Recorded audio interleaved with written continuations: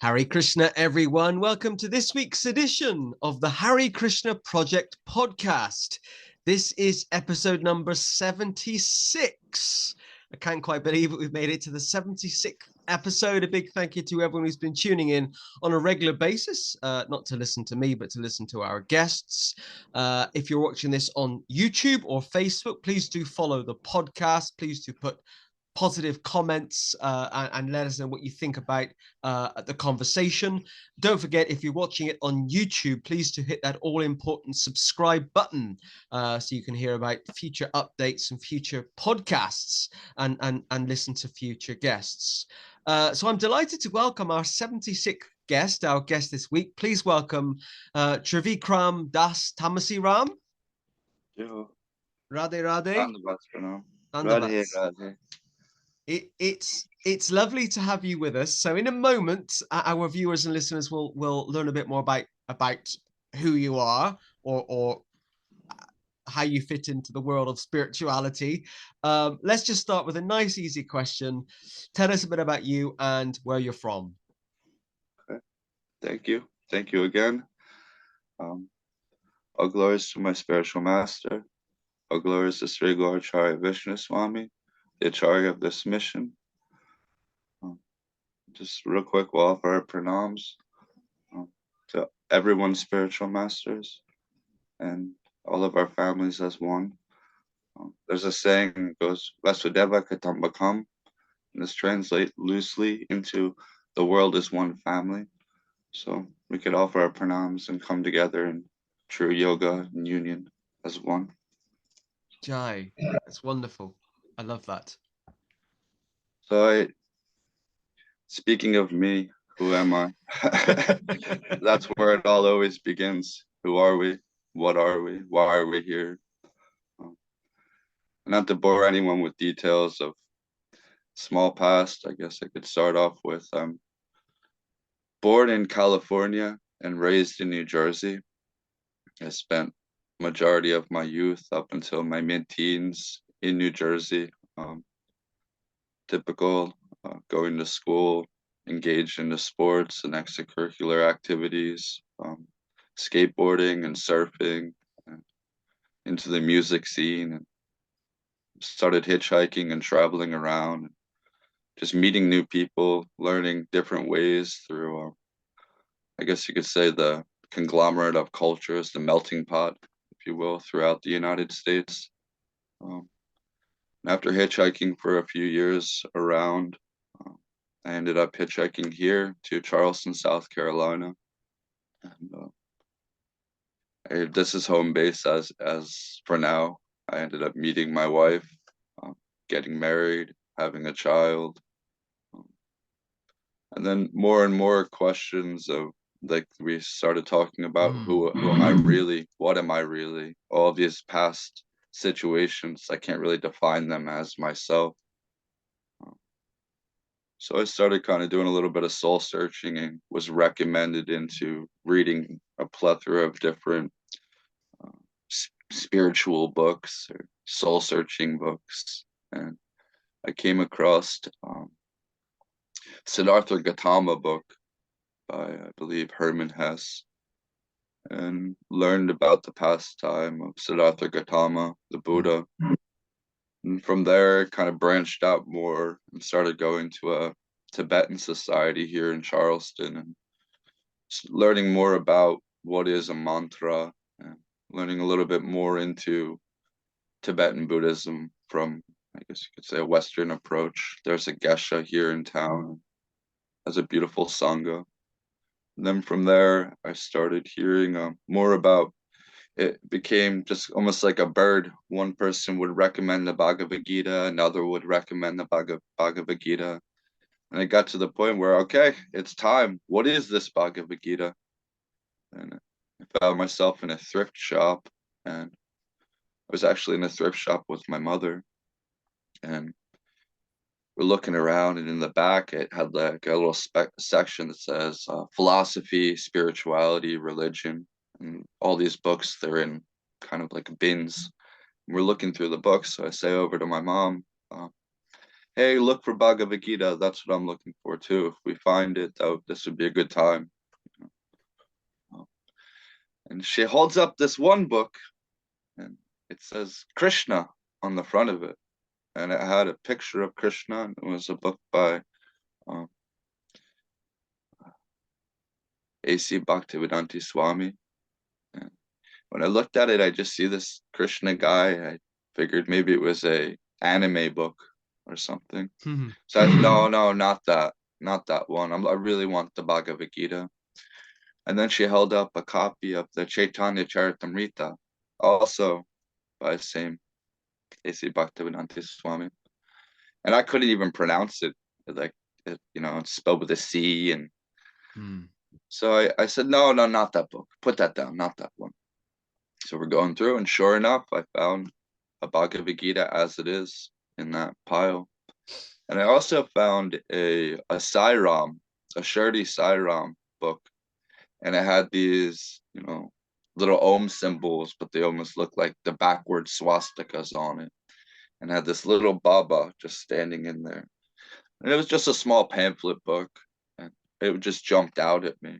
So I said, okay, maybe I'll get these two books. So I got them and brought them home, and ended up making my way back over to Charleston. I was just in New Jersey visiting at the time, backstory.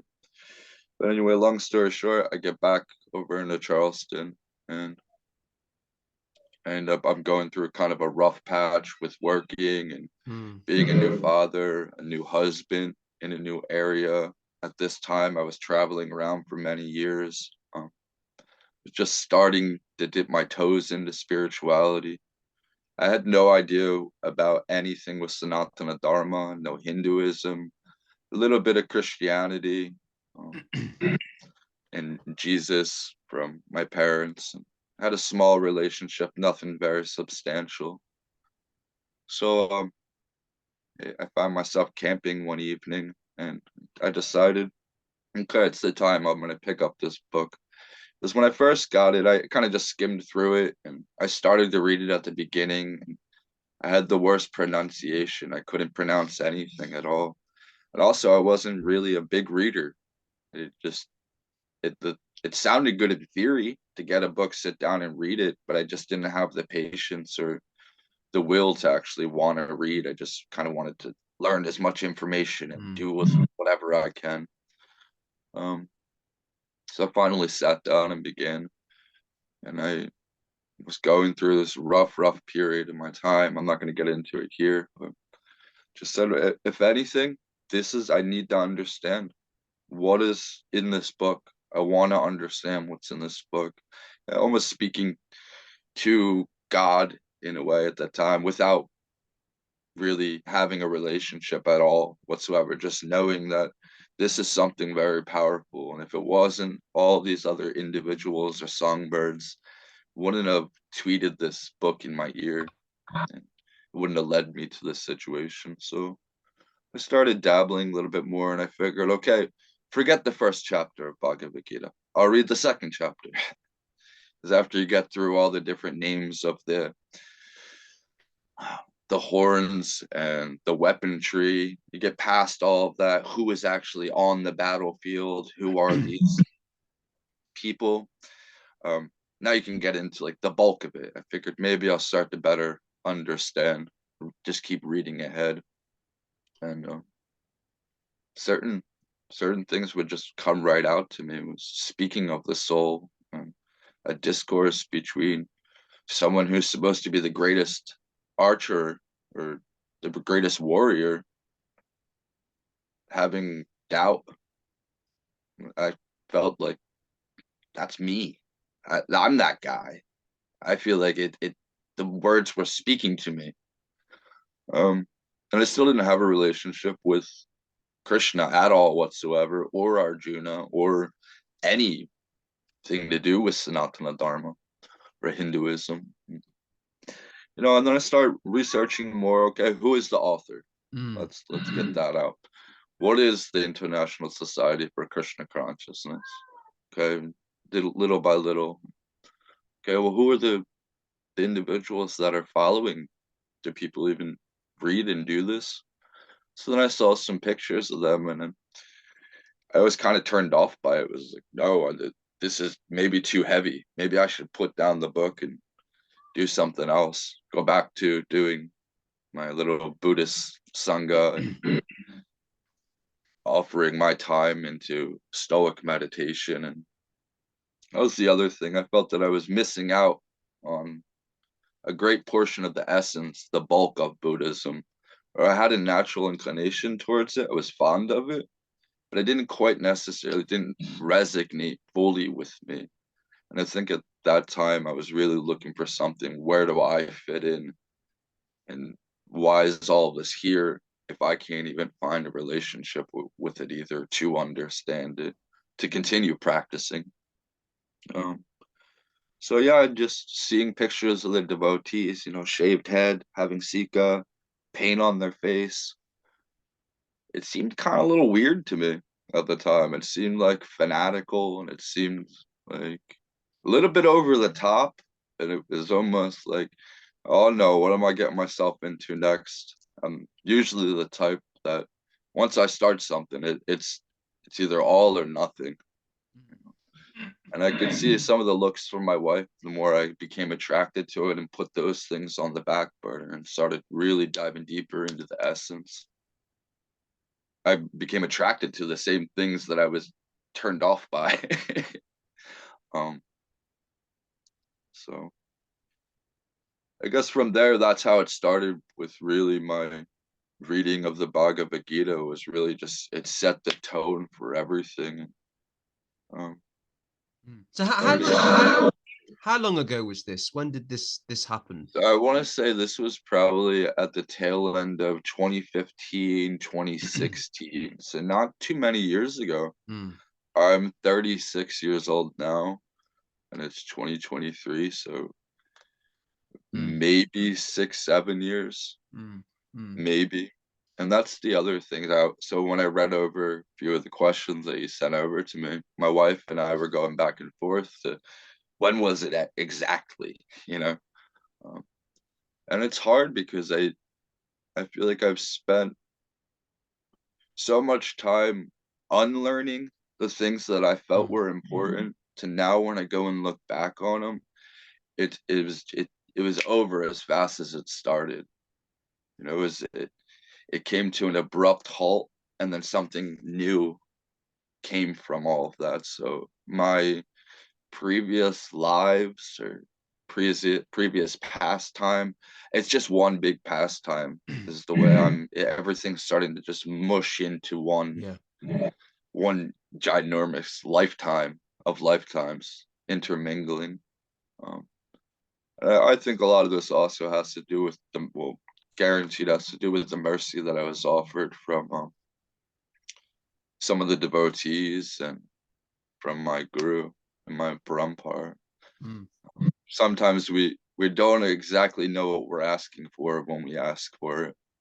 And I think me sitting down and saying I want to understand the Shirdi Sai Baba book and this Bhagavad Gita opened up a can of worms that there's no way of putting the cat back on it. As sweetly as I could say it, I guess.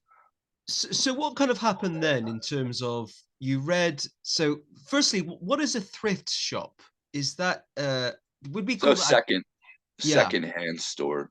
We call them charity shops in the UK, but I kind of guessed you were talking about maybe a cheap shop or a bookshop that was secondhand books or something like that. And I was actually impressed that you found the Bhagavad Gita as it is and the Chaitanya Charitamrita.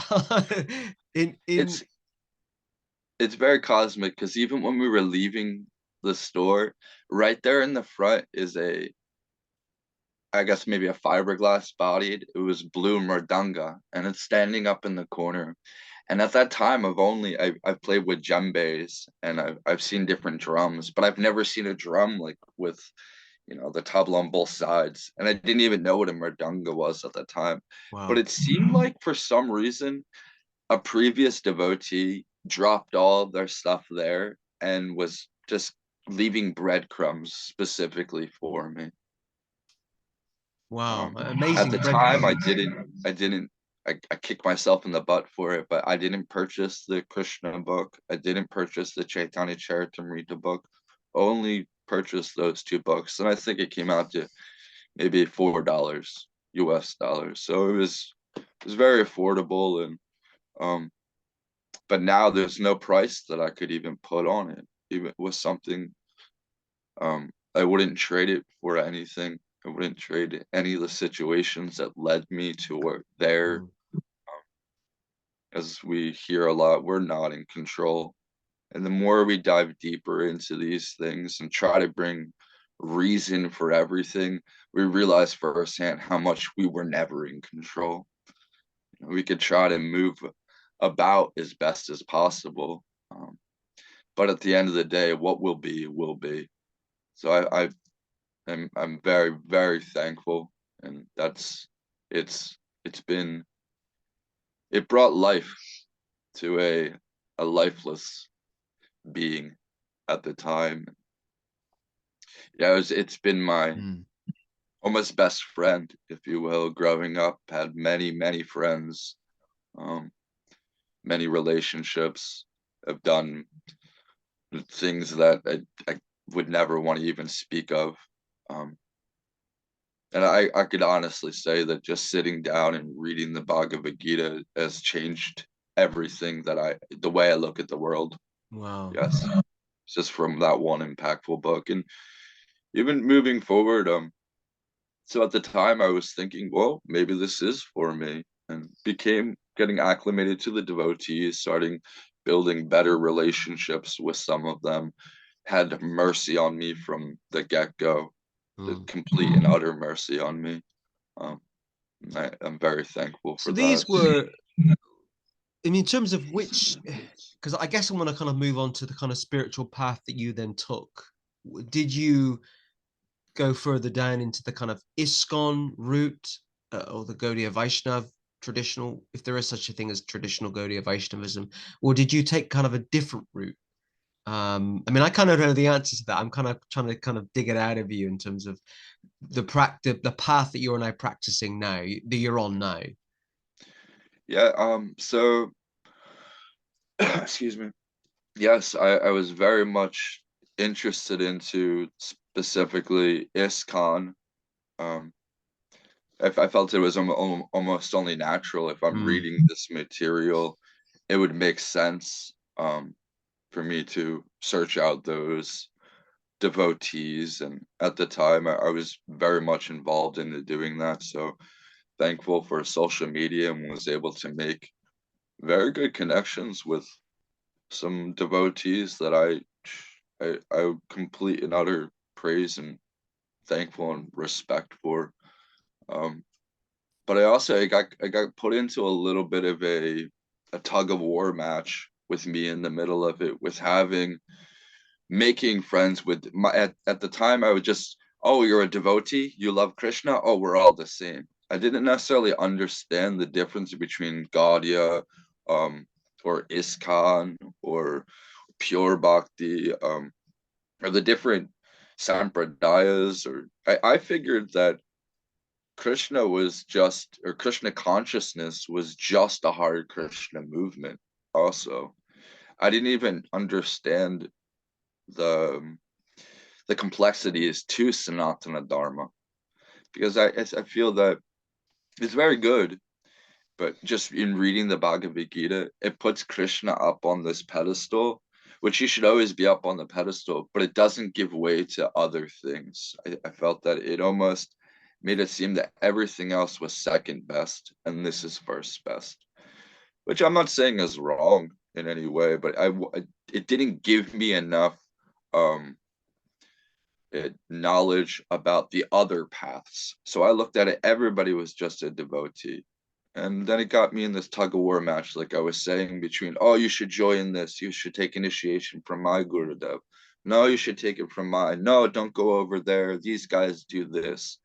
And then you get into, the politics of it all. And I think that the devotees that I made friends with were so elevated that they had so much knowledge that they gave me too much information, and it kind of made me take a step back to look at, well, these guys are feuding with these guys, but they're basically doing the same thing. But why do they speak so badly about the other path or this spiritual master? And it brought a very bad taste in my mouth, very bad. And I even found that it was in between their own path, their own spiritual masters, or, there's so many gurus and so many different lines. So I felt it was very discouraging. It discouraged me wholeheartedly. And then I had my really heart set on one specific path. Um, I'm not going to mention the name right here, but I still have a lot of deep respect and love for their mission. I started to look closer into the devotees, and I wanted to always do this naturally. I didn't want to come into this doing it where it was halfway, but I also didn't want to fool myself. I wanted to understand my relationship with God. Who am I? What am I? Why am I here? And then the rest was kind of, if it happens, great. But I still wanted those answers to be answered. So when I was thinking about taking initiation, that was my prospects, if you will. Like, who can fulfill that for me? Because everything you read, you're supposed to have a teacher and a guru. And I understood I understood how it goes, where you should do it that way. And I had no rejection on that part. I still think I know nothing. And I knew nothing compared to these other teachers. But so the path that I wanted to become initiated with, and the guru of the mission, started looking closer at the devotees, and there was maybe two that were very, very sweet and kind, and they were going to be my driving force for why I would have wholeheartedly accepted the initiation from that spiritual master. But then it came back again. They started turning on each other again, and I really didn't want to be part of that. And I felt that it was way too political, and it was becoming an obstacle on the path for me to try to transcend these small things. I already understood bickering is going to be natural, and name calling and pointing fingers is going to be natural. But at that time, I was really trying to do this for real. And it became so discouraging that I just put my hands all the way up altogether.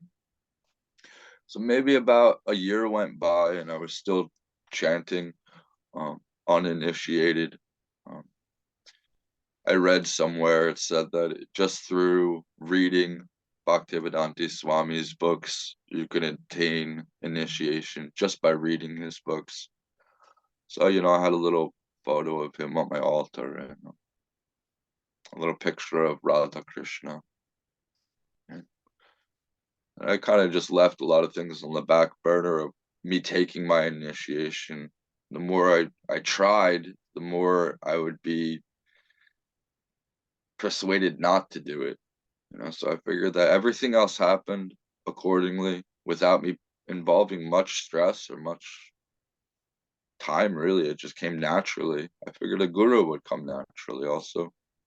So I started listening to different podcasts on YouTube, and still associating with some of the devotees, still maintaining my 16 rounds of your Hare Krishna mantra.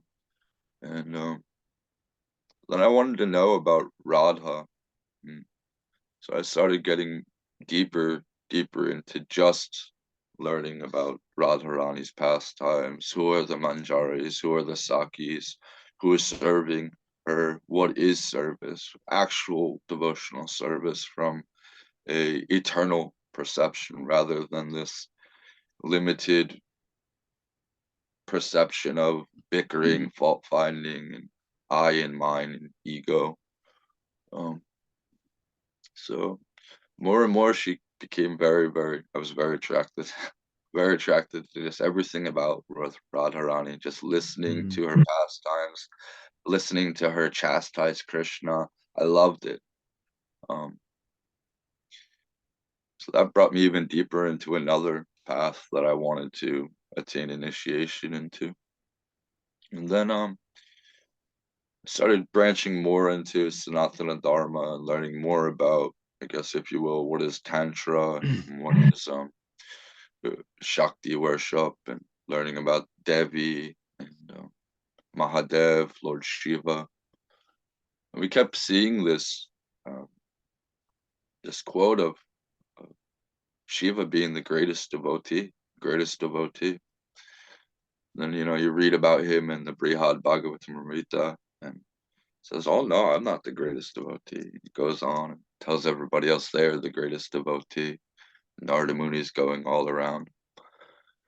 So now my relationship with Narada Muni started growing. Who is this cosmic being? um, Started dabbling into reading more literature, deeper literature that speaks on those topics. Um, and then I met one devotee on Instagram. I saw a photo with him, and is holding a danda, trade danda, and it's all wrapped in black, and he's wearing all black cloth, black lungi and black kurta and a black tilak mark. And it just so happened that we had mutual friends. He was mutually friends with the same devotees that I so much loved and honored and respected. And he was representing Sri Aghor Vaishnava Sampradaya. And at the time, I had no idea what this is. What even is Agora? So, I do a little Google, like, oh, wow, maybe that's not for me. you know, it was a little bit intense and started to think more into it, like, this couldn't be really what I'm exactly looking for. But I was very attracted to just his demeanor, and this a Baba in California who has taken the renounced order of sannyas at the time, I'm thinking, was holding this tree danda. It's had this beautiful effulgence around him.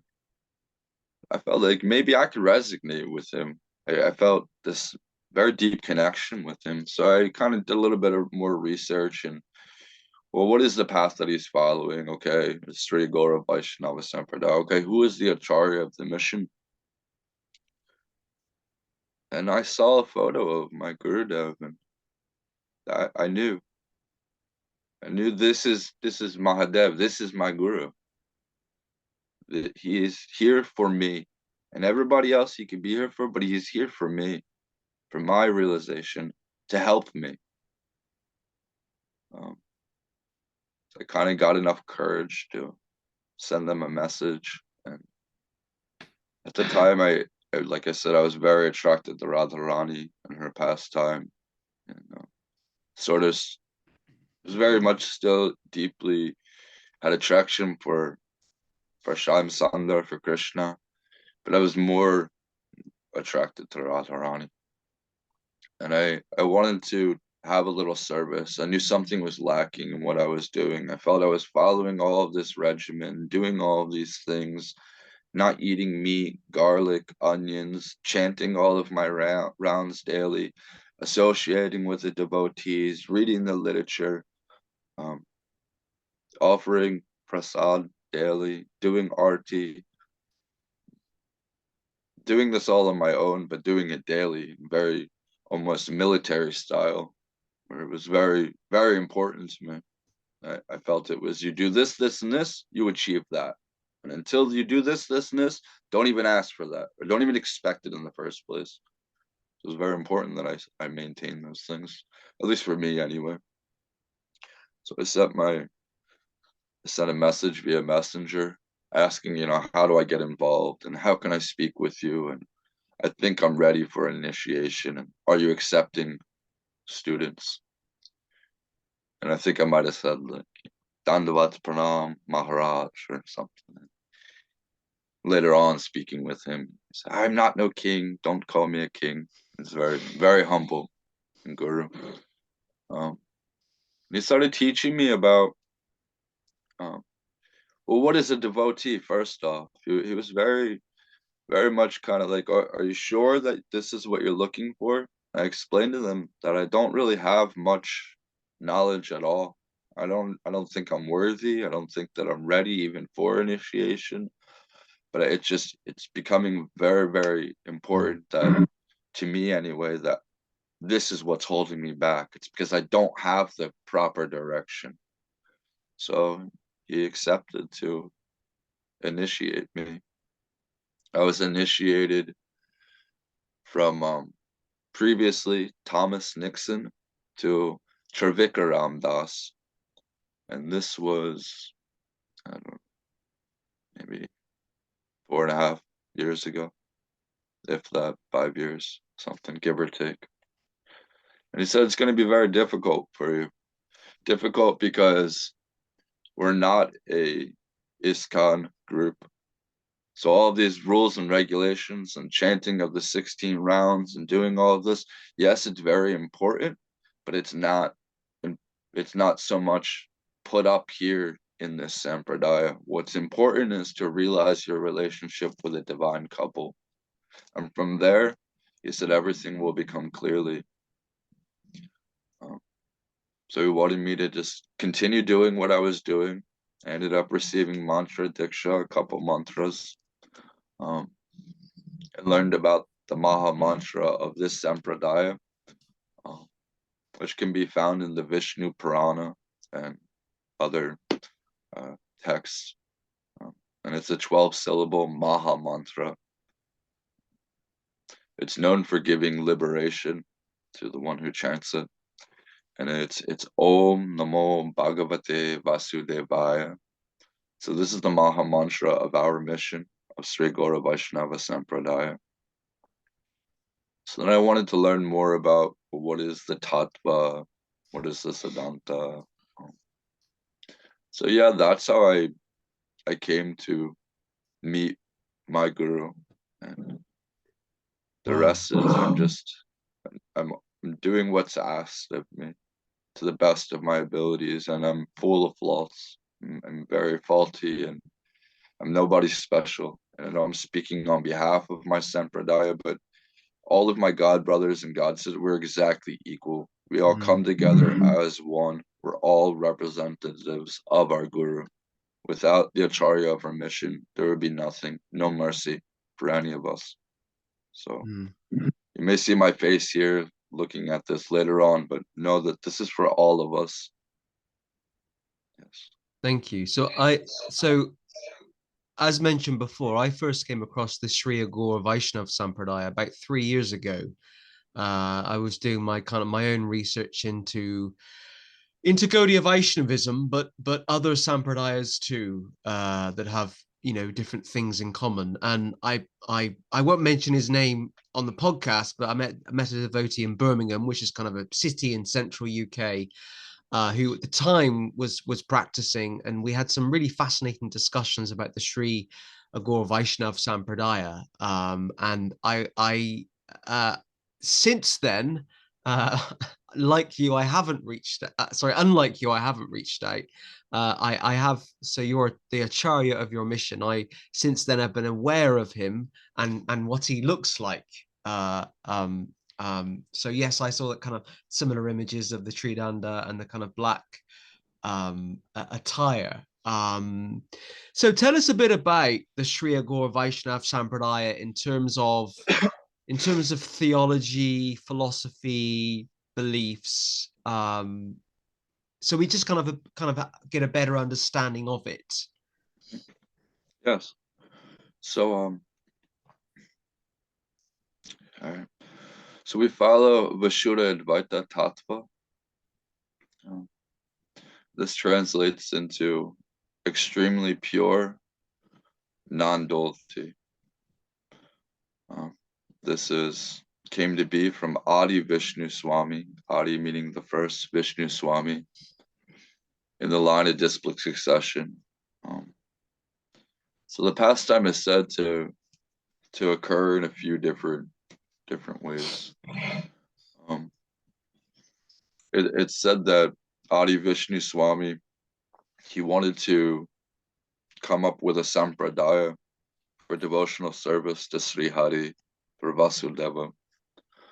And it's said that he was meditating and chanting the holy names of the divine couple, and Rudra appeared, and Lord Shiva, Rudra appears before him, was very, very pleased with his service, and said, I want to give you a boon. I want to give you one blessing. So Adi Vishnu Swami, he paid his obeisances, and he says, please bless me that I can offer a disciplic succession and a sampradaya and glorifying Sri Hari, to glorify the divine couple. And Rudra became so ecstatic, very, very, very pleased. And he said, absolutely, absolutely, you can do this, but on one condition. You name the sampradaya after me. So this Vaishnava disciplic succession is commonly known as Rudra Sampradaya. Through the years, there's many different proponents of Vishnu Swami, some familiar ones with Rudra Sampradaya and the Vallabhas. So if we look closely into those other paths, and we offer our respectful obeisances to them wholeheartedly. But I think what we're trying to bring apart is to reveal that Rudra, Lord Shiva, is not only the greatest Vaishnava, he also has a Vaishnava disciplic succession. And the philosophy of that comes from Adi Vishnu Swami's Vishuddha Advaita Tattva, which translates to extremely pure non-duality. This means that all names and forms of the divine couple are equal. They're all complete. They're all exactly complete. Any form that Godhead comes in as is always complete. There's not one that's better than the other. So our biggest thing is to chant the holy names and glorify the divine couple. If you have a relationship with Rama, maybe you will find your Ishta Devata as Sri Devi, as Lakshmi from Narayan, of Krishna, of Anantasesh, of Narasimhadev. They're all complete. That's one of the things that may vary between other disciplic successions and other sampradayas and in the other previous Rudra sampradayas. The other aspect is that we pay very close attention to the teachings that Mahadev and Mahadevi have with each other. So if you look closer at the tantras and the texts and certain pancharatras and Puranas, you'll find that Mahadev is speaking to Mahadevi and teaching her what is devotional service. What is devotional service to the divine couple? In texts like the Narada Pancharatra, you'll also find very, very intimate conversations. Where Devi, she asks Mahadev, okay, tell me the most elevated of all subjects. This is where Mahadevi starts to glorify the 1,000 holy names of Radharani. So I'll find some of these intimate pastimes like that. But there's other texts and Puranas. Also in the Mahanirvana Tantra, I believe, it said that in the Kali Yuga, we're said that tantric rites are alone appropriate during this yuga. So we also look at it like it's a way for glorifying Mahadevi and Mahadev as being God. There's no doubt about it. Lord Shiva and Kali and Mata Parvati, they are God. They're the goddess, the divine couple together, manifesting in two different forms. Same way when we see, just speaking what you see as a reference now, when we hear Radha Sham, the two of them may have two separate, they're never separate though. They may have separate bodies and certain pastimes and leelas, but they're always one. They're always together. Even Radharani says this. She says, whenever you incarnate, I always incarnate with you. And Krishna speaks on this as well. He says, in whatever form a devotee desires to worship, I maintain that form. So what he's saying is that there's no separation ever for a second. And wherever the relationship with the devotee comes in, it's still that same God, because we understand God is one, as the divine couple Vasudeva.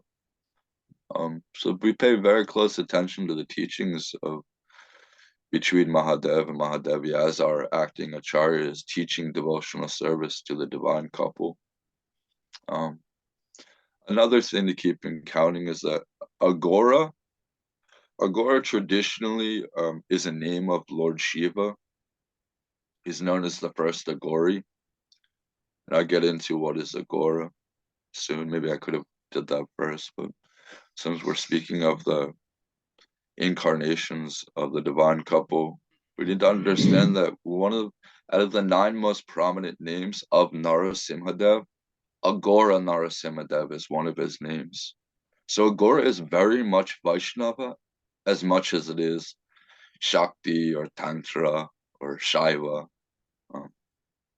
Because we understand that Agora is one of Narasimha's names. Therefore, followers in the footsteps of the Ugra Bhairav incarnation of Narasimhadev are also known as Agora devotees. So that's another connection between Vaishnava and Agora.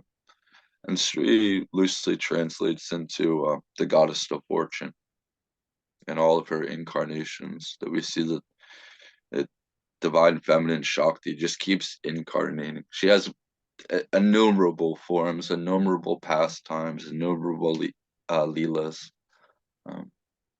So we don't really get into this banter of who is more superior, because it has nothing to do with that in the Sampradaya. We really don't care who is more superior.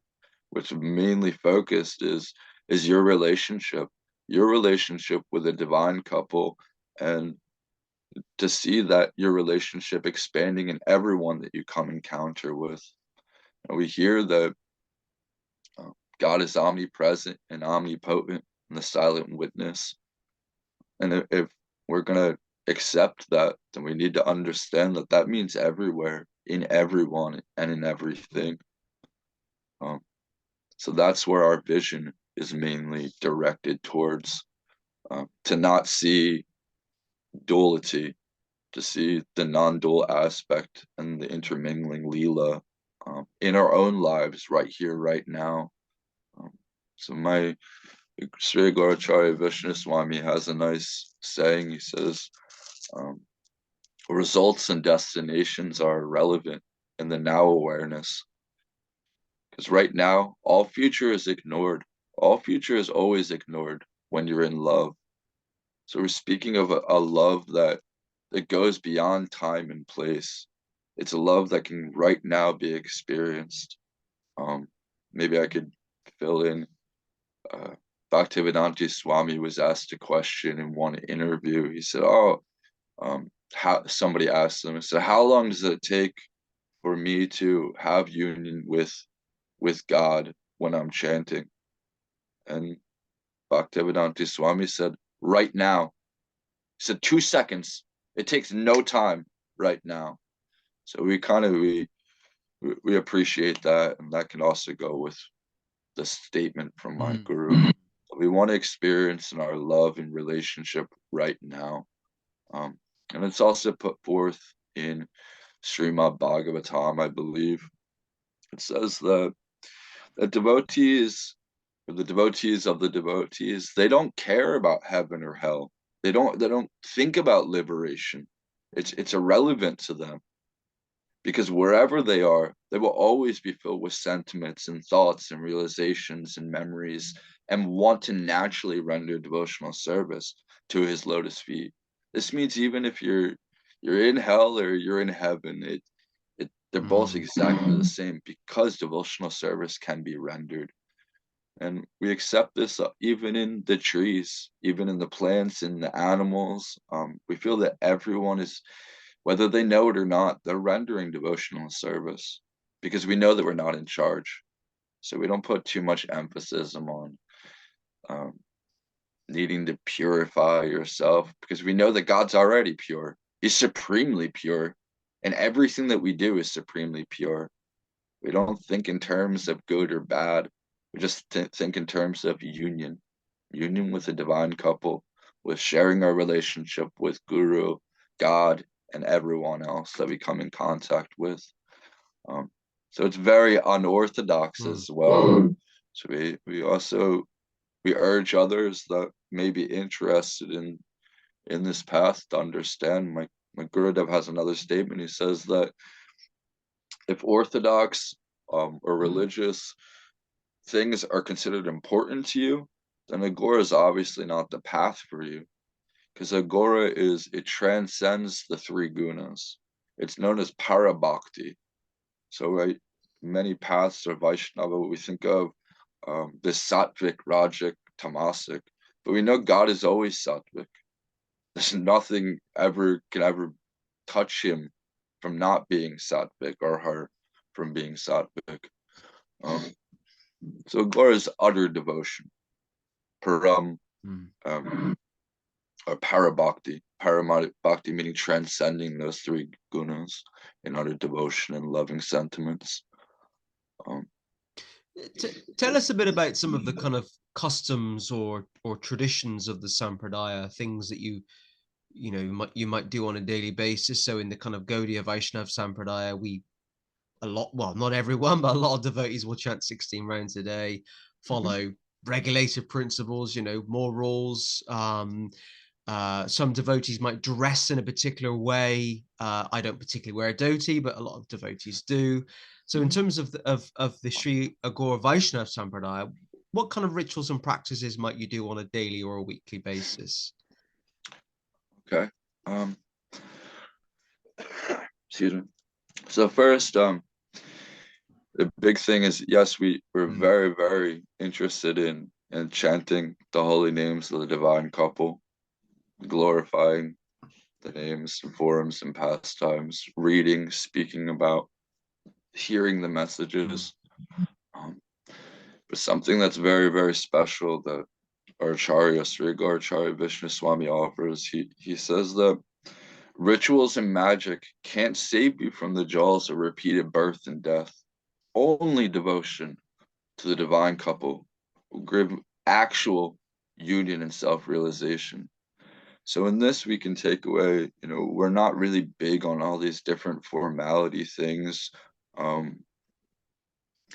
lot of devotees that may come into this path may look at it like they were into, I'm just using an expression, they might be into tarot card reading or Reiki or Yotish, dealing with spirits, or interested in black magic, or interested in dealing with controlling others or some sort of material enjoyment. And we completely disagree with all of that. There's no place for any of that in our Sampradaya. We're not going to say others can't do what they want elsewhere, but it has zero importance in our Sampradaya. The reason is that we wholeheartedly believe that only the holy names and devotion will actually give you realization and liberate us from the jaws of repeated birth and death. It's sitting down with all these big formalities, big puja, big elaborate yagya, putting this pin needle in this doll, reading out this tarot card, dealing with astrology. It's known as dry renunciation, essentially. It doesn't give a lasting effect. And essentially, now you're playing, I am God. I am God, and I will tell you what's going to happen. And chances are those individuals, they just want money. They just want money and a following and some sort of euphoric feeling of being involved in the rat race of yogic gymnastics. That doesn't mean that there's not a place for it, because there absolutely is. That's the other thing my Gurudev stresses to us very, very much. He says there has to be something for everyone. So just because we're not naturally attracted to those things doesn't mean that they're not going to be here. And it doesn't mean that others won't resonate with doing that. Just for us, that's not very important for us. So chanting the holy names, meditating on the holy names, glorifying the holy names of the divine couple, reading about the holy names of the divine couple witnessing in our interactions and our dealings in our day, the divine couple is saying, it's known as avadhut consciousness. This avadhut consciousness doesn't differentiate between this being God, that being God, but at the same time understands that they need to walk the path in doing it. So some of these other things might be a little bit distracting if we're getting involved in getting our astrology or reading or getting a tarot card and stuff. That's not what we were offered for our mercy. We were offered mantra diksha, initiation in the chanting the holy names, direct union here and now. So I'm sorry for going off on a little tangent. No, it's a fascinating answer. I really, really appreciated your answer. I felt that it was important to bring it up because we're automatically, when the name Sri and Aghora comes in with Vaishnava, I feel like we're put into this box of sensationalists, or I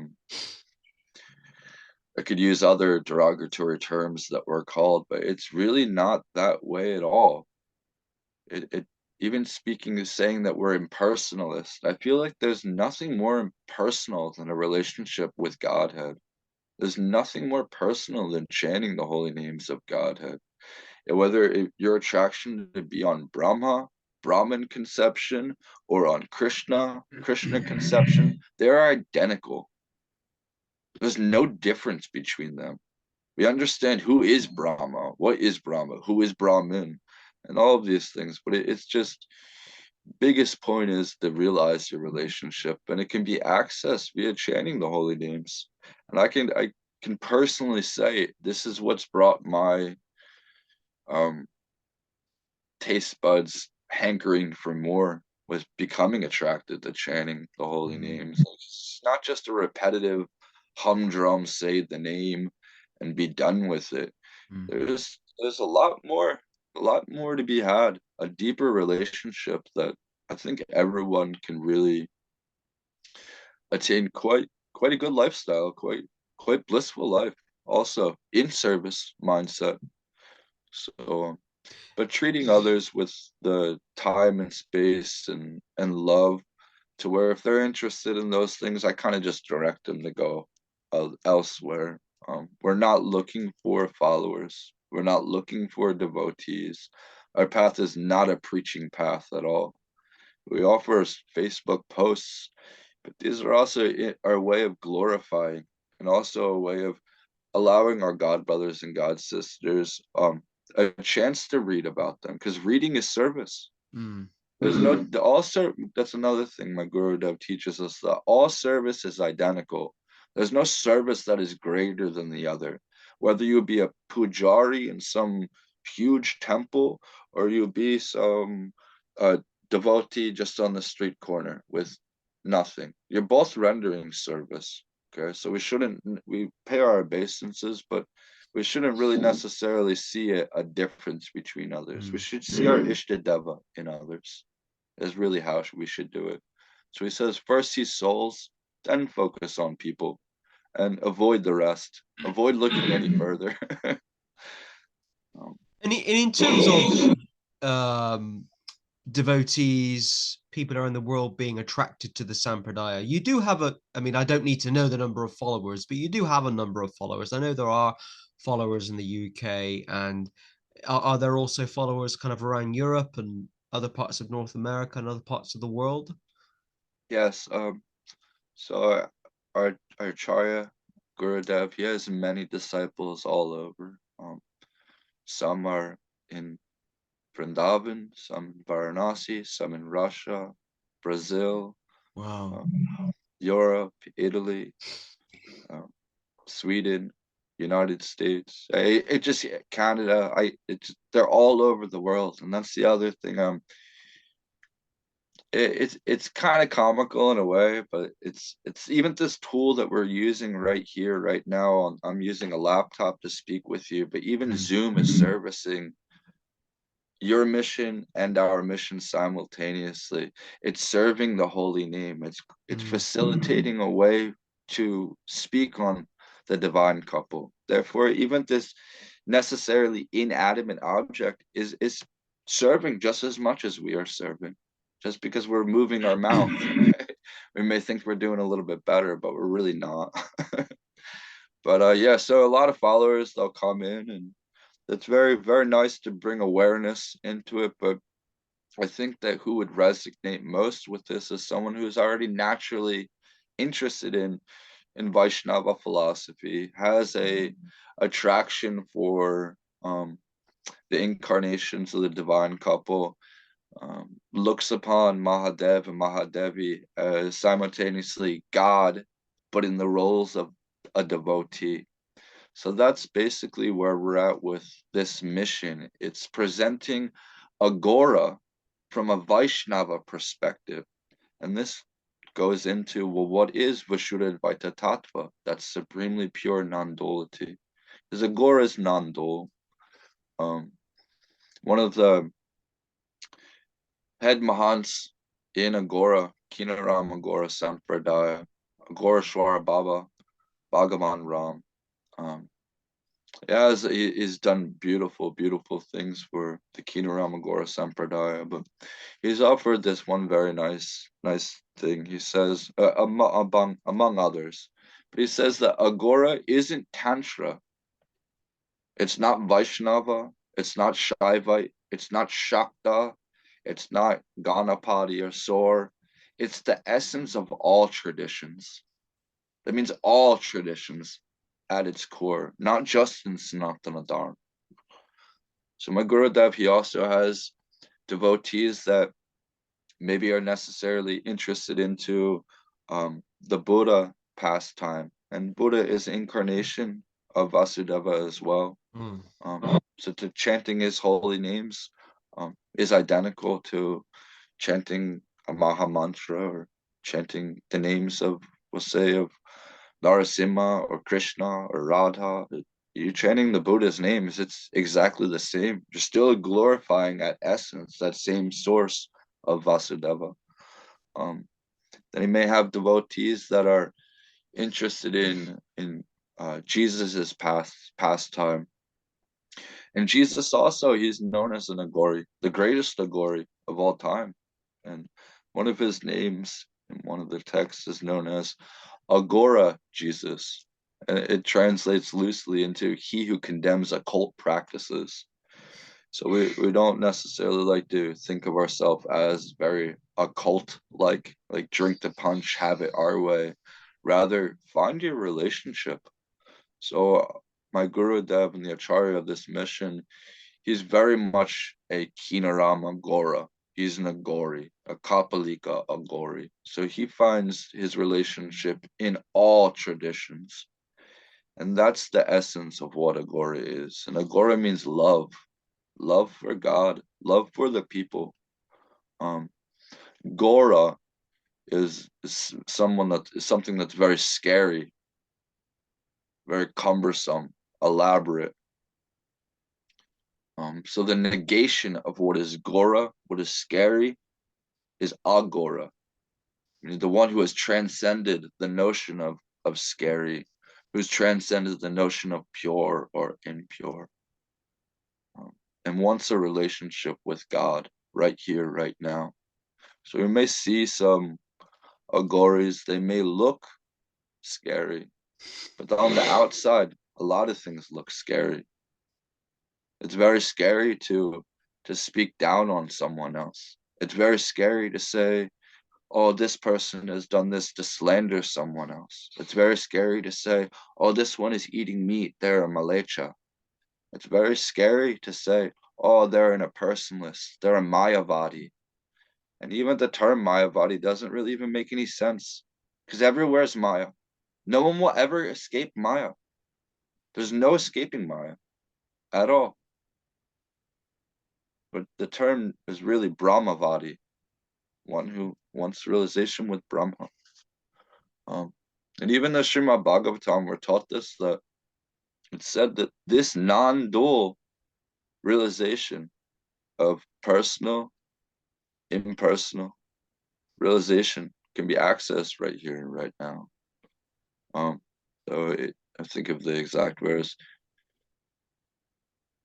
This non-dual substance known as Brahma Atma and Paramatma, I think is the way that it's worded. Don't quote me, I apologize. But it's even said that. So it's given right there 3 different ways that someone can surrender to the relationship with God, which means that neither one of them is more superior than the other. They're all identical. And then even when we see, like, in the Bhagavad Gita, we read of Kriya Yoga, yoga of action, and this, he's not saying that one is better than the other. Even in bhakti and love, it's like they're all come together, essentially. So yeah, my Gurudev, he's in a Kinaram Agori, and he founded this mission years ago. He was asked to continue it. He was asked from my Param Gurudev, his guru of Kinaram Agora Sampradaya, Avatut Agora Anil Ram Ji, and also from his Vaishnava guru, Sri Hari Dayananda Das Babaji of Vrindavan, who was initiated into Shaimanandi Parivar.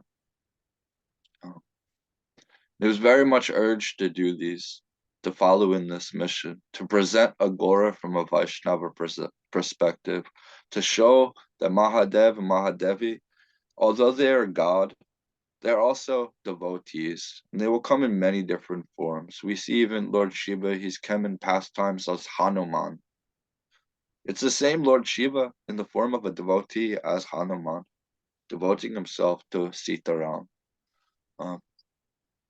In many different pastimes, we hear of the heroic deeds of or devotion rendered by Lord Shiva. So that I very much am attracted to them as well. I'm very attracted to those pastimes. But Agora also, it manifested through Dattatreya, the incarnation of Vasudeva. So it's said that 3 very special children were born.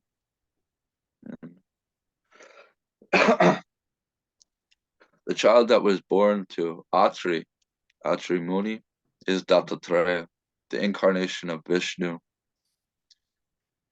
And Baba Kinaram, who established Agora Sampradaya, his birth name was Rashidas. It's the name of Shiva from one of the Vaishnava texts.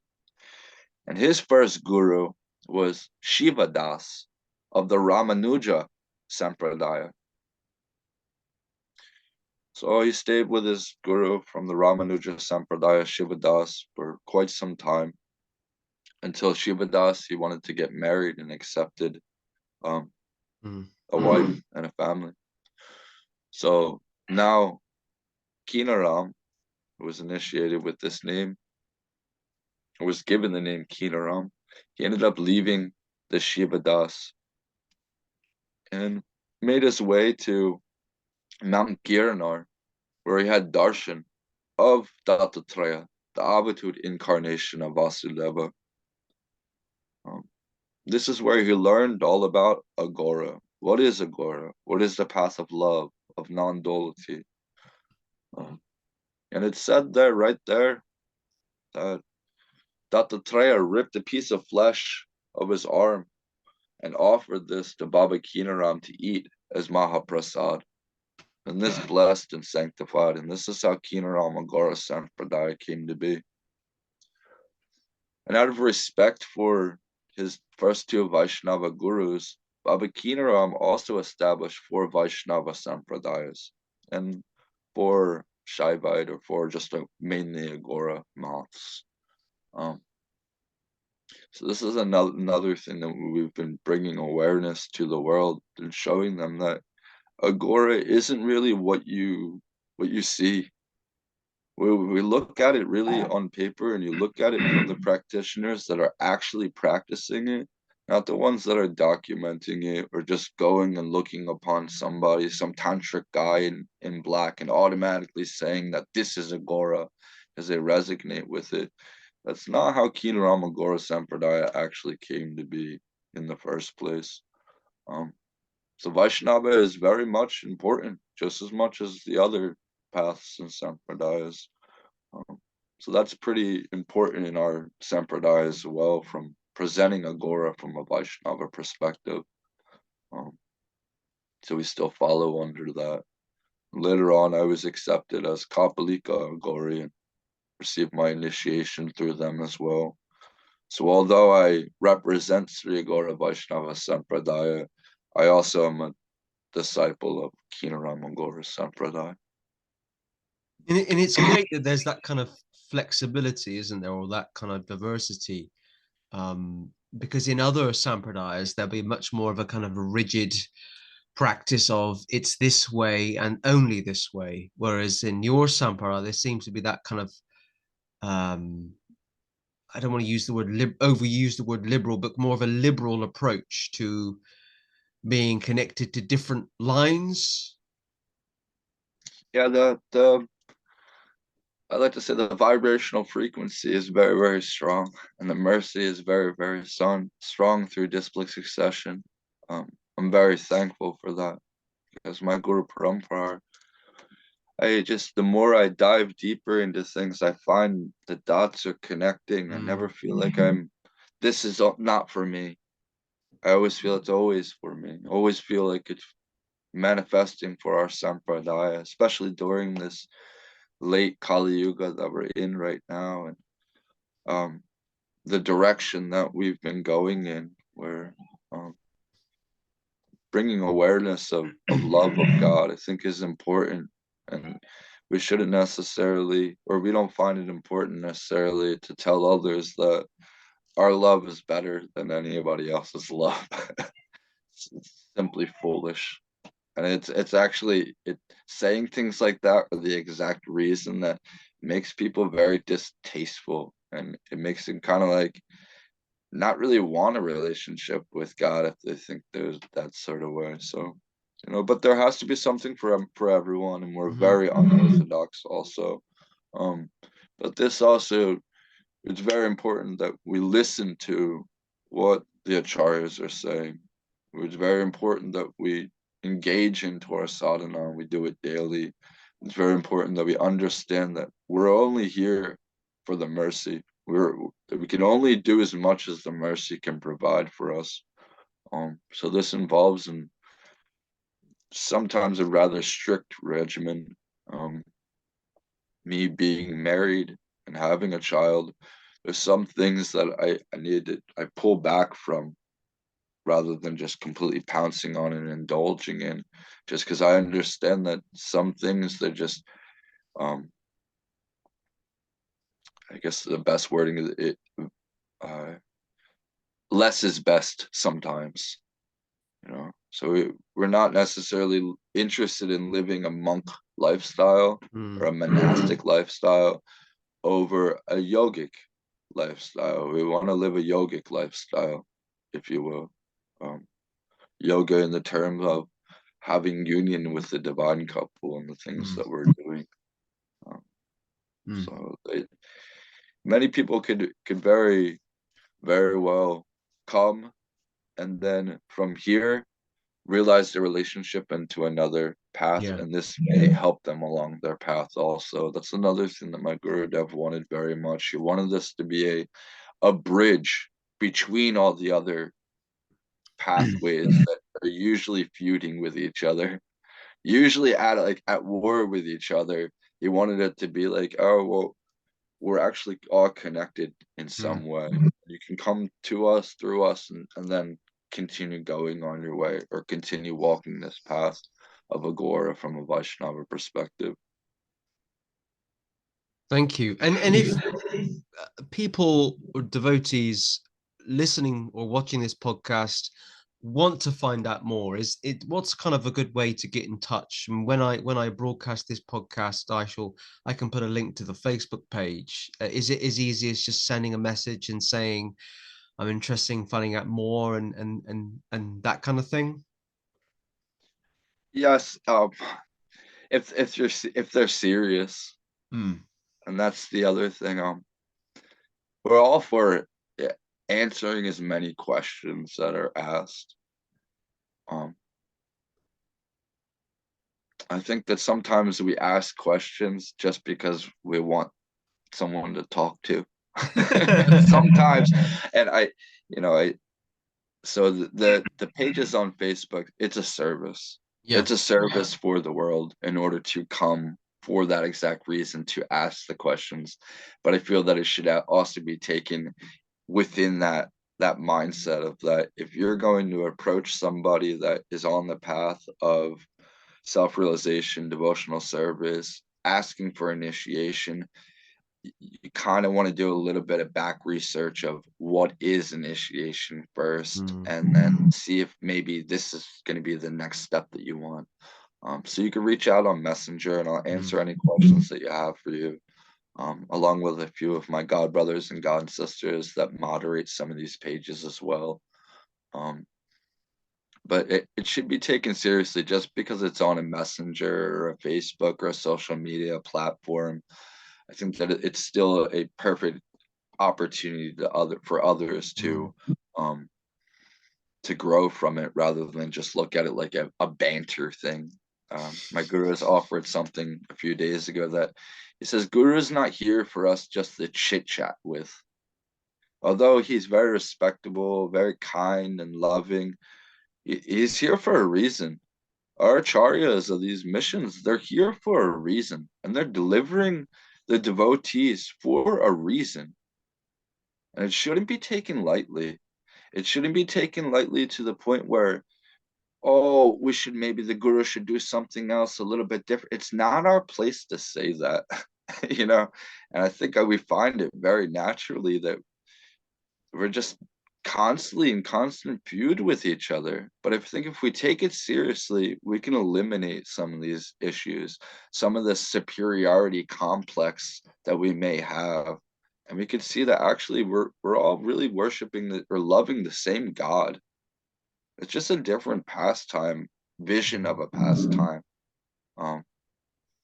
So I don't want to dissuade anybody from contacting us or me personally, but I also would like it to, like, if you're gonna do it the right way, because this is something that is very beautiful. It's not ever really been presented before in hundreds of years. Wow. So that's another thing. It really hasn't. If you look at the different Vaishnava district sessions, I don't want my ego to get involved here, but that's how much I care about this mission. I feel like it's here out of our hands, and it's for generations to come. I don't know why I was chosen for it.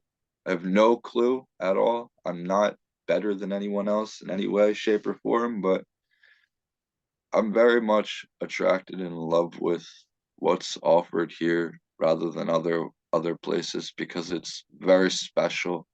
So special to be able to realize your relationship with Godhead and act upon it without having such elaborate ways of doing it. So if you want to chant 16 rounds, that's great. But quantity isn't always best over quality.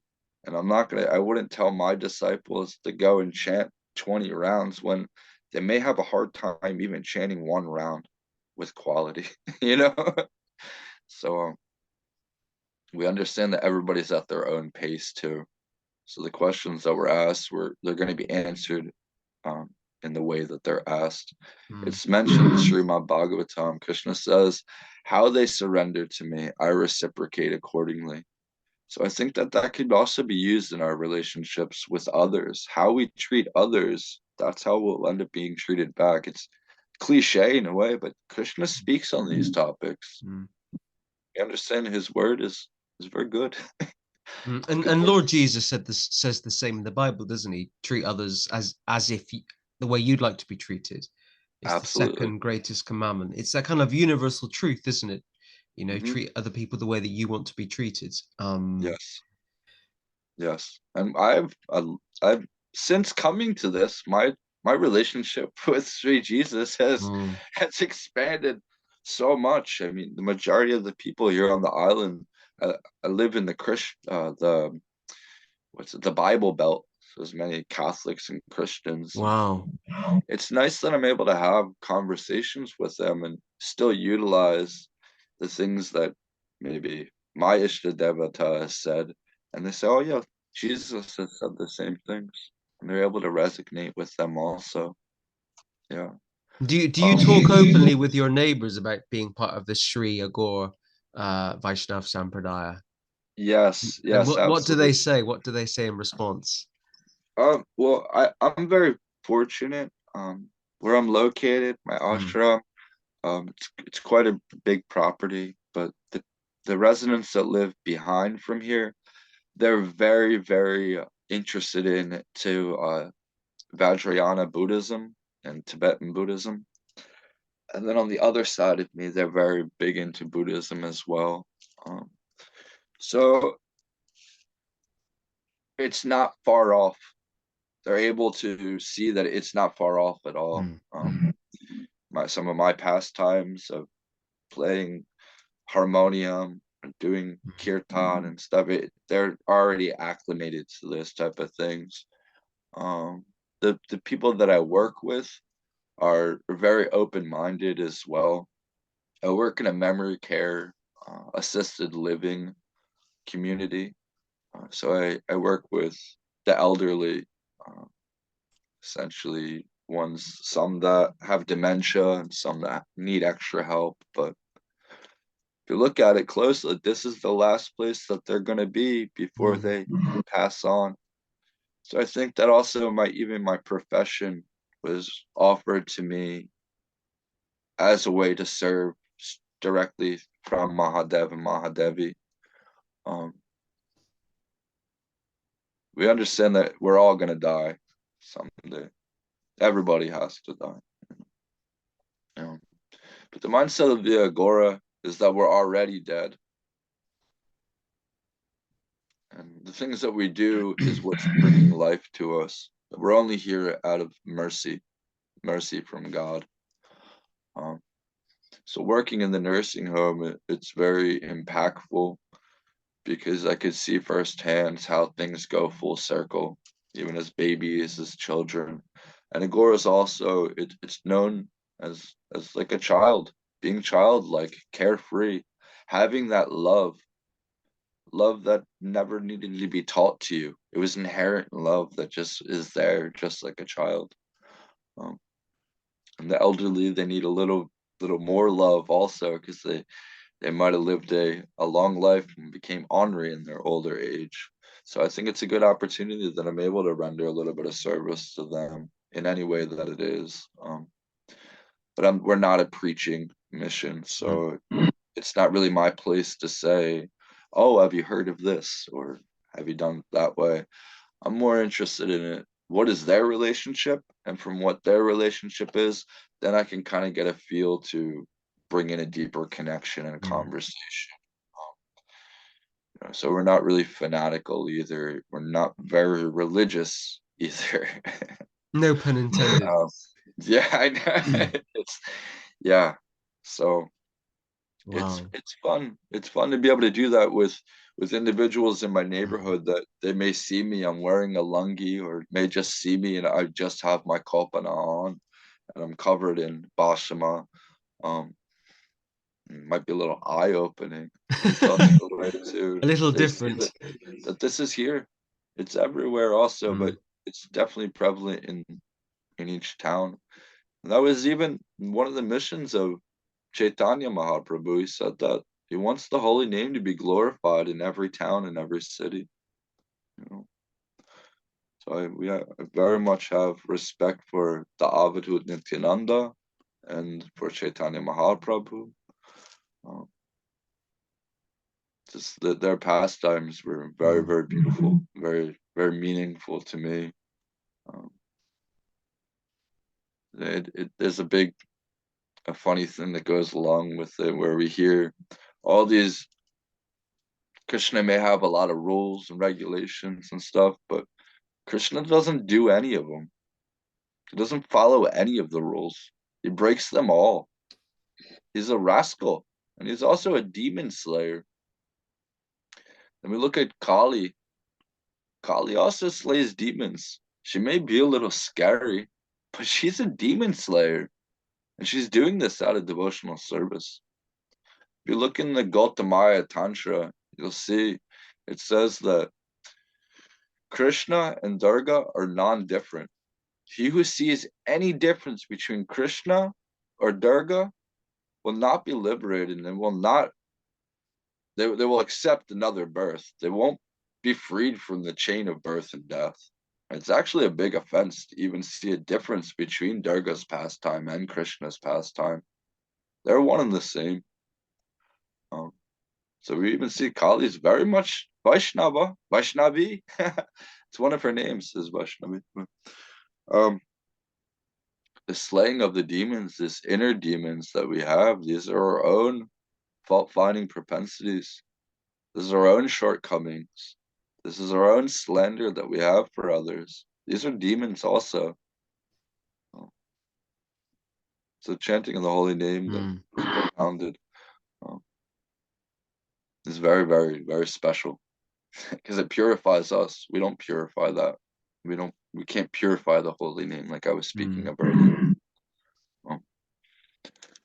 I wanted to read something. Yes, please do. Please go ahead. So, my Gurudev, he offered a few things that I just wanted to share. So first, I'm going to quote from the Srimad Bhagavatam. And it's going to be 2 sections just so that we could see it in there. And this is from, the first one's translated by Bhaktivedanta Swami. And this comes from the 2nd canto, the 9th chapter, the 3rd verse, the Srimad Bhagavatam. It says, as soon as the living entity becomes situated in his constitutional glory and begins to enjoy the transcendence beyond time and material energy, he at once gives up the 2 misconceptions of life, I and mine, and thus becomes fully manifested as the pure self. So that saying right there is very important for us as devotees of the devotee of our Acharya in this mission. And it's speaking of Vishura Advaita Tattva. And this next verse is coming from 4th canto, 22nd chapter, the 25th through the 27th verse. What it's speaking of, it's saying the devotee should gradually increase the culture of devotional service by constant hearing of the transcendental qualities and the Supreme Personality of Godhead. These pastimes are like ornamental decorations on the ears of devotees. By rendering devotional service and transcending material qualities, one can easily be fixed in transcendence, in the Supreme Personality of Godhead. Upon becoming fixed in his attachment to the Supreme Personality of Godhead, by the grace and mercy of the spiritual master, and by awakening knowledge and detachment, the living entity situated within the heart and the body of the covered by the 5 elements burns up his material surroundings exactly as fire arising from wood burns the wood itself. When a person becomes devoid of all material desires and liberated from all material qualities, he transcends the distinction between actions exceeded externally and internally. At that time, the difference between the soul and the supersoul, which was existing before self-realization, is annihilated. When a dream is over, there is no longer a distinction between the dream and the dreamer. Once again, that was translated by Bhaktivedanta Swami. And the last one there is from the 5th canto, 12th chapter, 11th verse. And it's speaking of, so what is then the ultimate truth? The answer is that non-dual knowledge is the ultimate truth. It is devoid of the contamination of material qualities. It gives us liberation. It is the one without a second, all-pervading and beyond imagination. The first realization of that knowledge is Brahman, then Paramatma, the supersoul, is realized by the yogis who try to still see him without grievance. This is the second stage of realization. Finally, full realization of the same supreme knowledge is realized in the Supreme Person. All learned scholars describe the Supreme Person as Vasudeva, the cause of Brahman, Paramatma, and others. And this is translated again by Bhaktivedanta Swami. So we see with those verses, they're speaking of this non-dual relationship that the devotee can have here and now with a divine couple. And it's saying once these distinctions are totally eradicated, the conception of what is material, what is spiritual, once that is completely eradicated, then our actual realization of the divine couple can be realized and acted upon naturally here and now. So I wanted to share those three verses just because I think that they're very sweet because they come from the Hare Krishna mission. They come from Bhaktivedanta Swami's own words. I'm not saying necessarily that he has sanctified anything to do with this mission, but through his words, you can understand what is the tattva of Vishuddha Advaita. What is supremely non-dual conception? What is Avadhu consciousness? And those three verses very much sum them up, along with, I mean, we could quote until our eyes are blue. And even someone mentioned that. They said, oh, just copy and paste and posting will give you liberation. Well, it's not the copy, pasting, and posting. It's the reading, hearing, witnessing, and speaking on that gives liberation here and now. Don't miss the copy and pasting. Don't look at the small part. See the actual essence. And this is the essence in these verses. There's a few more things that I could share over on them, but I'll let you ask maybe another question that might come up. I mean, I'm happy to talk for longer. We've been chatting for about an hour and a half, which is fab. I'm just trying to think if there's anything else you particularly want to share with our viewers and listeners about the Sampradaya, something that might be quite fascinating or interesting, something that hasn't really come out yet in our conversation.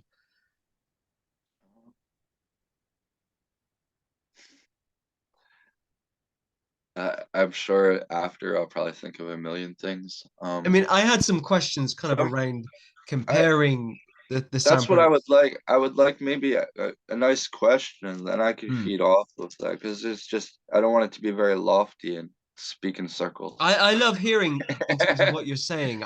I some of my favorite podcasts where I just sit back and listen, and you've got a very.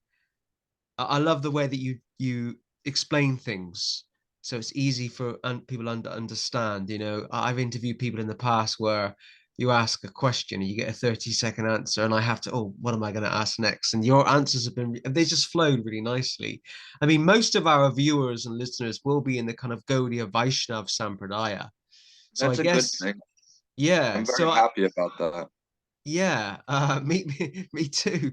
So tell us a bit. Could you, I don't know, what do both Sampradayas have in common? Certainly you and I over the last couple of weeks have been in conversation about this podcast, and we've talked a bit about the mantra. What else have we talked about? This is a very religious term, scripture. Maybe I mention some of the things that both Sampradayas have in common. Not much per se. Only because of the unconventional. We're very unconventional to the aspect of unorthodox as well. We don't find any taste for many of the things that are considered very important in other paths. But even we spoke about this a little bit. I guess you could say the Kapalika pastime. There's a pastime with Chaitanya Mahaprabhu in Chaitanya Charitamrita, where it's described of him having a very, very sentiment, having very fond sentiments towards Aghora, to Kapalikas in general. Kapalika is a skull bearer. Aghora is, like we've spoken of, it's love of God in a complete non-dual conception.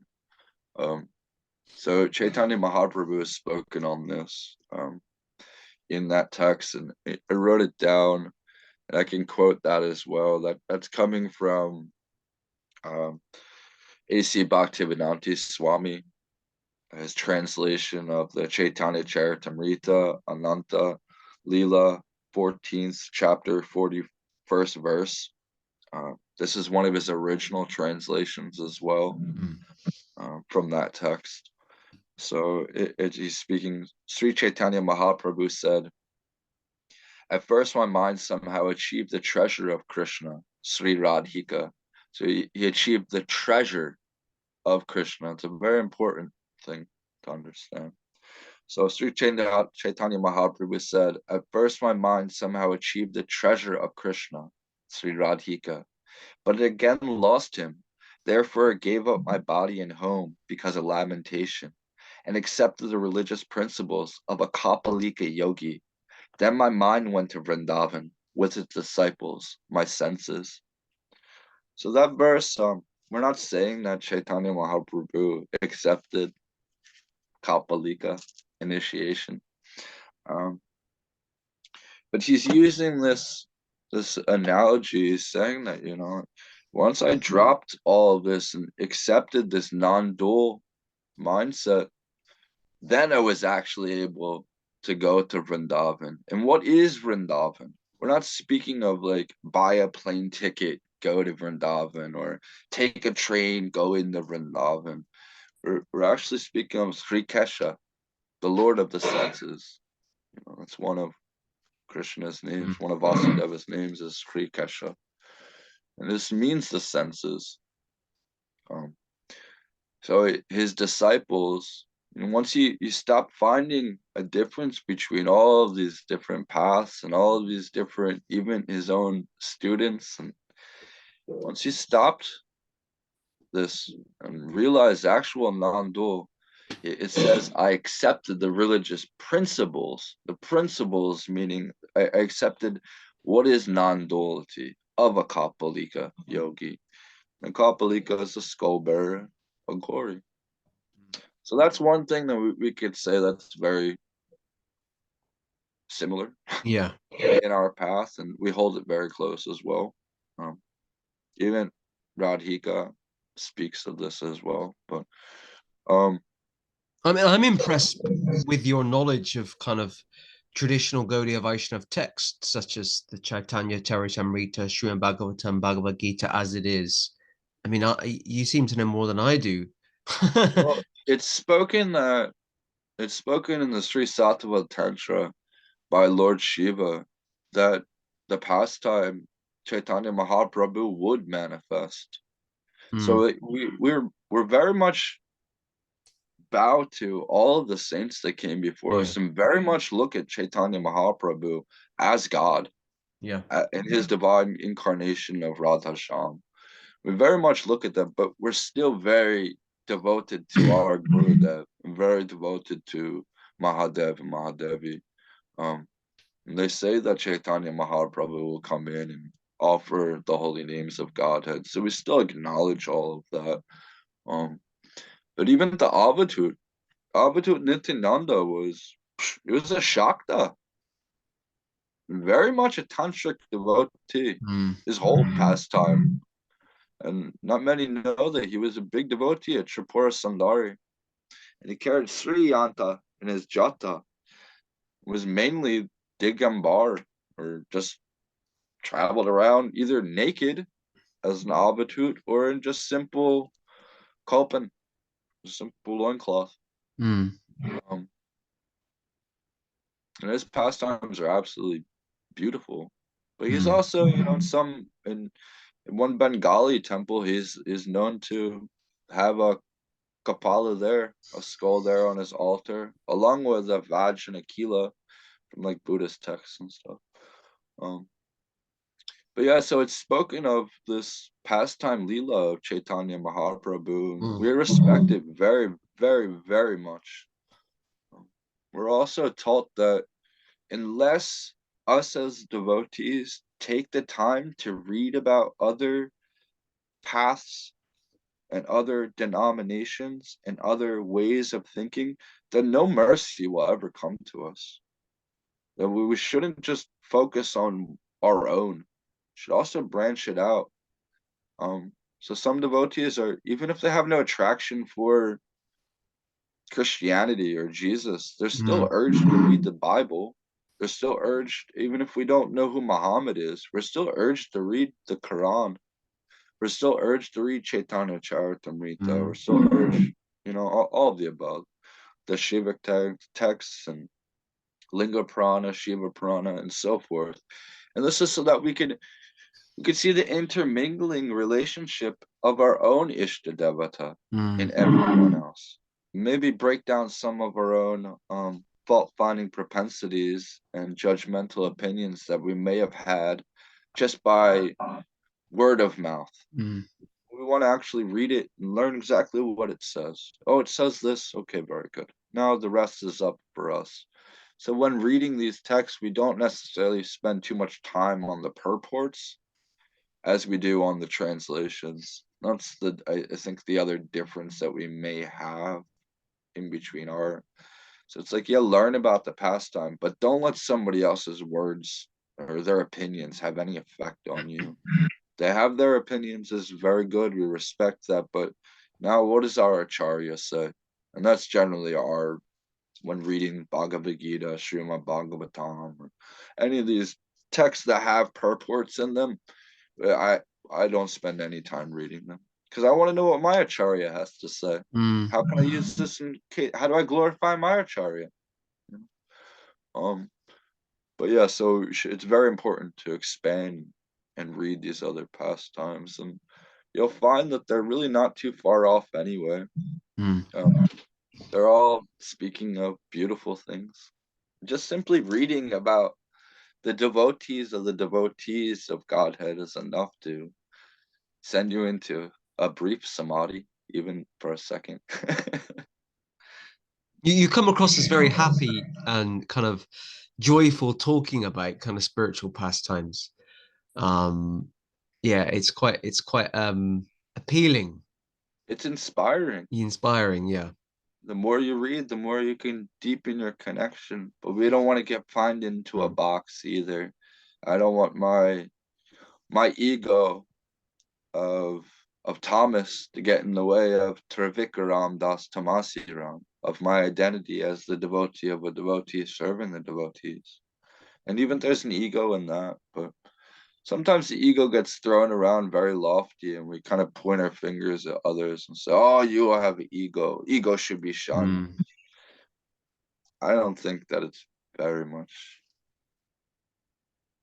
important to think that way, just because then it's like now we're using our ego to find someone else's ego. Oh, even when Krishna says that, he says, now I'm really pure. Yeah. Gets all pumped up. It's very sweet. So we see it's a play. We don't want to take things too seriously, but at the end of the day, if we're speaking on topics of God, they're real. Even speaking about them is real. That's why they're known as eternal.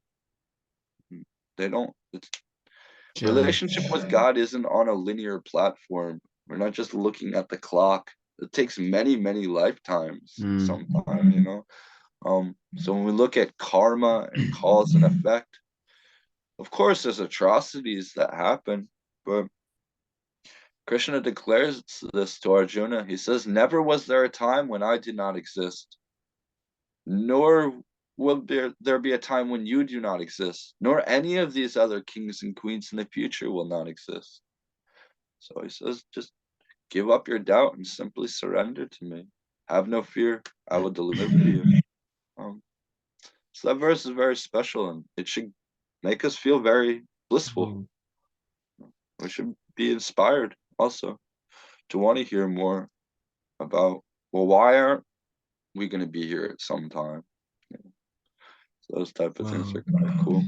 Well, believe it or not, Trivikram. We've been talking for almost 2 hours, an hour and a half at least.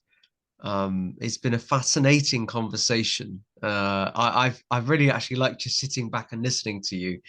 I ask a question and you give a wonderful answer where I feel like I'm kind of sinking into the answer. You're telling a wonderful story, a true story, and it's just coming across kind of really well. So I think I'm going to say goodbye to the viewers and listeners at home, and you and I can have a very brief debrief after, or a Okay. long, deep, Can I long. can I offer one more thing? Yes, please do, please I do. just have one very small reading that I want to read Yeah, from please my go ahead. Please go ahead. Acharya. And thank you very much for your time. And I could speak for Forever. Radharani willing for lifetimes. I can tell. I can tell. Go Um, ahead. Please go ahead. this comes back to this verse with Chaitanya Mahaprabhu and accepting Kapalika initiation, even in sentiment. So these are the words of the wife of my guru. Her name is Sri Matangi Dasi Ram. She goes by Matangi Ram. So she says, in Agora tradition, Kapalika is the equivalent of sannyasi. There are clear differences between a Kapalika and a sannyasi, particularly in Orthodox yogic traditions. A sannyasi is someone who has taken a vow of celibacy. This is not the case in Agor, which is a left-hand path, a tantric tradition of practice. A Kapalika is someone who has taken a vow to withdraw from society and dedicate their life to loving devotion of God, the divine couple. This includes almost complete elimination of social interactions in order to focus on sadhana. A Kapalika can be a householder, can accept a romantic life partner, and can hold a job while still having an ascetic lifestyle. The Kapalika has the ability to transcend dualities and does not make distinctions between pure versus impure, nor abide by any conventional religious rules. Devotion and love of Guru and God serve as a Kapalika's guiding light. And lastly, from the Acharya of this mission, and then we can close this out, here's a couple words. It says, there is one divine absolute truth, omnipresent, omnipotent, omniscient, eminent, and transcendent. There is only one God appearing as a divine couple with innumerable names, powers, and pastimes. There is only one soul present within all creatures that is expanding into the infinite.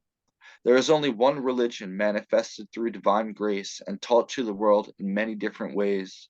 There is only one eternal life that is repeating itself forever. There is only one humanity, and everyone is related to each other since time immemorial. There is only one real purpose of life, and that is to realize divine love and behave accordingly. All glory to the saints who have the very embodiments of Alaya Pravasham. All glory to those who do not discriminate between caste, creed, or gender, who risk their own safety and lives for the sake of others, and not being afraid to tell the universal truth of divine love. Divinity belongs to everyone. God belongs to everyone. The truth belongs to everyone. And everyone is a child of the divine couple called God. And it's everyone's birthright to enter their holy temples. The absolute truth, the divine couple, are within you and everything around you. The divine absolute truth is one manifested as the many. That one absolute truth is the divine couple, Divya Dampati, and simultaneously also the absect, transcendent, unknown beyond all comprehension. The divine couple are seemingly two entities, but in essence, they are one and the same being.